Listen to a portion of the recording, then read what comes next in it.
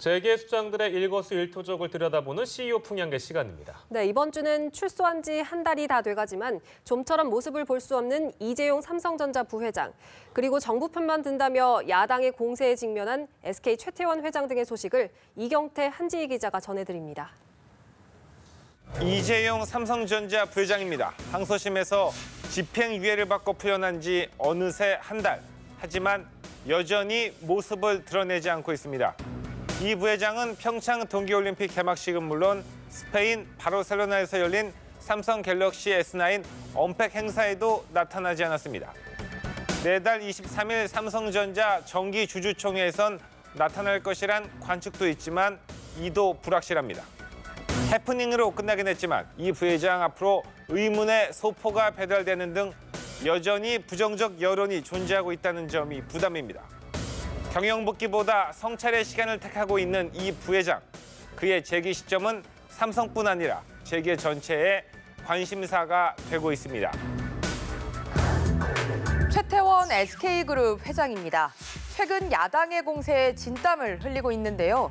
김성태 자유한국당 원내대표는 요즘 최 회장이 문재인 정권 일이라면 사족을 쓰지 못하고 협조하고 있다며 지난번 임종석 비서실장 UAE 건도 최 회장과 정부가 긴밀한 관계란 것을 보여줬다고 주장했습니다. 또 SK그룹 계열사인 워커이 롯데리 김영철 북한 노동당 부위원장 일행의 숙소로 제공된 점도 거론하며 지원 내역을 공개하라는 요구도 받았습니다. 최 회장으로선 난감할 수도 있습니다. 꼭 무언가를 바라고 지원한 것처럼 비춰질 수 있기 때문인데요. 정부가 하는 일에 기업이 조금만 관련돼 있어도 의심의 눈으로 보는 건 국정농단 사태가 낳은 또 하나의 부작용이 아닐까 싶습니다. 권영수 LG U+ 부회장입니다. 모바일 월드 콩그레스에서 경쟁사인 SK텔레콤 부스를 방문했습니다. 특히 소셜 VR 체험존에서는 VR 기기를 쓰고 서비스를 체험하며 SK텔레콤이 공개한 실감 미디어에 큰 관심을 보였습니다. 권 부회장은 역시 1등 회사답다면서도 다만 상용화에 대한 고민은 많을 것이라고 덧붙였습니다. 사실 SK텔레콤이나 LG U+ 모두 국내에선 경쟁자지만 국제 무대에선 한국을 대표하는 IT 전문 기업입니다. 권 부회장의 이런 행보가 서로를 격려하고 업계가 함께 발전해가는 계기가 되길 기대해 보겠습니다. 황갑규 롯데그룹 부회장입니다. 지난 27일 롯데지주 임시주주총회에서 의장을 맡았다 홍역을 치렀는데요. 일부 성난주주들이 주총에서 삿대질과 함께 거센 비난을 쏟아냈기 때문입니다. 주가가 떨어져 손해를 보자 주총장 분위기는 좋지 않았다고 합니다.